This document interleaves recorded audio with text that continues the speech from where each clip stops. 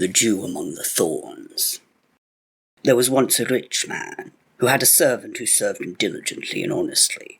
He was every morning the first out of bed and the last to go to rest at night. And whenever there was a difficult job to be done, which nobody cared to undertake, he was always the first to set himself to it. Moreover, he never complained, but was contented with everything and always merry. When a year was ended, his master gave him no wages, for he said to himself, "That is the cleverest way, for I shall save something, and he will not go away, but stay quietly in my service." The servant said nothing, but did his work the second year as he had done it the first, and when at the end of this, likewise, he received no wages, he made himself happy, and still stayed on. When the third year also was past, the master considered, put his hand in his pocket, but pulled nothing out. Then at last the servant said, "Master, for 3 years I have served you honestly. Be so good as to give me what I ought to have, for I wish to leave and look about me a little more in the world." "Yes, my good fellow," answered the old miser, "you have served me industriously, and therefore you shall be cheerfully rewarded." And he put his hand into his pocket, but counted out only 3 farthings, saying, "There, you have a farthing for each year. That is large and liberal pay, such as you would have received from few masters." The honest servant, who understood little about money, put his fortune into his pocket and thought, "Ah, now that I have my purse full, why need I trouble and plague myself any longer with hard work?" So on he went, up hill and down dale, and sang and jumped to his heart's content. Now it came to pass that as he was going by a thicket, a little man stepped out and called to him, "Whither away, merry brother? I see you do not carry many cares." "Why should I be sad?" answered the servant. "I have enough 3 years' wages a jingling in my pocket." "How much is your treasure?" the dwarf asked him. "How much? 3 farthings sterling, all told." "Look here," said the dwarf, "I am a poor needy man. Give me your 3 farthings. I can work no longer, but you are young and can easily earn your bread." And as the servant had a good heart and felt pity for the old man, he gave him the 3 farthings, saying, "Take them in the name of heaven. I shall not be any the worse for it." Then the little man said, "As I see you have a good heart, I grant you 3 wishes, 1 for each farthing. They shall be all fulfilled." "Ah," said the servant, "you're one of those who work wonders. Well then, if it is to be so, I wish, first, for a gun which shall hit everything I aim at. Secondly, for a fiddle which, when I play on it, shall compel all who hear it to dance. And thirdly, that if I ask a favour of anyone, he shall not be able to refuse it." "All that you shall have," said the dwarf, and put his hand into the bush, and only think, there lay a fiddle and a gun, all ready, just as if they had been ordered. These he gave to the servant, and then said to him, "Whatever you may ask at any time, no man in this world shall be able to deny you." "Heart alive, what can one desire more?" said the servant to himself, and went merrily onwards. Soon afterwards he met a Jew with a long goat's beard, who was standing listening to the song of a bird which was sitting up at the top of the tree. "Good heavens," he was exclaiming, "that such a small creature should have such a fearfully loud voice. If it were but mine, if only someone would sprinkle some salt upon its tail." "If that is all," said the servant, "the bird shall soon be down here." And taking aim, he pulled the trigger, and down fell the bird into the thorn bushes. "Go, you rogue," he said to the Jew, "and fetch the bird out for yourself." "Oh," said the Jew, "leave out the rogue, my master, and I will do it at once.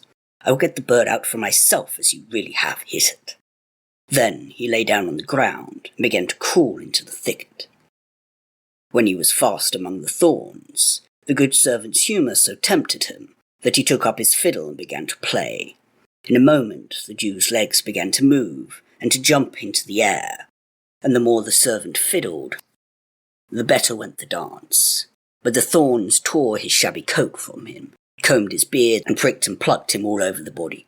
"Oh dear," cried the Jew, "what do I want with your fiddling? Leave the fiddle alone, master. I do not want to dance." But the servant did not listen to him, and thought, "You have fleeced people often enough, now the thorn bushes shall do the same to you." And he began to play over again, so that the Jew had to jump higher than ever, and the scraps of his coat were left hanging on the thorns. "Oh, woe's me!" cried the Jew. "I will give the gentleman whatsoever he asked, if only he leaves off fiddling a purse full of gold." "If you are so liberal," said the servant, "I will stop my music. But this I must say to your credit, that you dance to it so well that it is quite an art." And having taken the purse, he went his way. The Jew stood still and watched the servant quietly until he was far off and out of sight. Then he screamed out with all his might, "You miserable musician, you beer-house fiddler! Wait till I catch you alone. I will hunt you till the soles of your shoes fall off, you ragamuffin. Just put 5 farthings in your mouth, and then you may be worth 3 halfpence." And went on abusing him as fast as he could speak. As soon as he had refreshed himself a little in this way, he got his breath again. He ran into the town to the justice. "My lord judge," he said, "I have come to make a complaint. See how a rascal has robbed and ill-treated me on the public highway. A stone on the ground might pity me. My clothes all torn, my body pricked and scratched, my little all gone with my purse, good ducats, each piece better than the last. For God's sake, let the man be thrown into prison." "Was it a soldier," said the judge, "who cut you thus with his sabre?" "Nothing of the sort," said the Jew. "It was no sword that he had, but a gun hanging at his back, and a fiddle at his neck. The wretch may easily be known." So the judge sent his people out after the man, and they found the good servant, who had been going quite slowly along, and they found, too, the purse with the money upon him. As soon as he was taken before the judge, he said, "I did not touch the Jew, nor take his money. He gave it to me of his own free will, that I might leave off fiddling, because he could not bear my music." "Heaven defend us!" cried the Jew. "His lies are as thick as flies upon the wall." But the judge also did not believe his tale, and said, "This is a bad defence. No Jew would do that." And because he had committed robbery on the public highway, he sentenced the good servant to be hanged. As he was being led away, the Jew again screamed after him, "You vagabond, you dog of a fiddler! Now you are going to receive your well-earned reward." The servant walked quietly with the hangman up the ladder, but upon the last step he turned round and said to the judge, "Grant me just one last request before I die." "Yes, if you do not ask your life," said the judge. "I do not ask for life," answered the servant. "But as a last favour, let me play once more upon my fiddle." The Jew raised a great cry of "Murder! Murder! For goodness' sake, do not allow it! Do not allow it!" But the judge said, "Why should I not let him have this short pleasure? It has been granted to him, and he shall have it." However, he could not have refused on account of the gift which had been bestowed on the servant. Then the Jew cried, "Oh, woe's me! Tie me fast!" while the good servant took his fiddle from his neck and made ready. As he gave the first scrape, they all began to quiver and shake, and the judge, his clerk, and the hangman and his men, and the cord fell out of the hand of the one who was going to tie the Jew fast. At the second scrape all raised their legs, and the hangman let go his hold of the good servant, and made himself ready to dance. At the third scrape they all leaped up and began to dance, the judge and the Jew being best at jumping. Soon all who had gathered in the marketplace out of curiosity were dancing with them, old and young, fat and lean, one with another. The dogs, likewise, which had run there, got up on their hind legs and capered about, and the longer he played, the higher sprang the dancers, so that they knocked against each other's heads and began to shriek terribly. At length the judge cried, quite out of breath, "I will give you your life if you will only stop fiddling." The good servant thereupon had compassion, took his fiddle and hung it round his neck again, and stepped down the ladder. Then he went up to the Jew, who was lying upon the ground panting for breath, and said, "You rascal, now confess whence you got the money, or I will take my fiddle and begin to play again."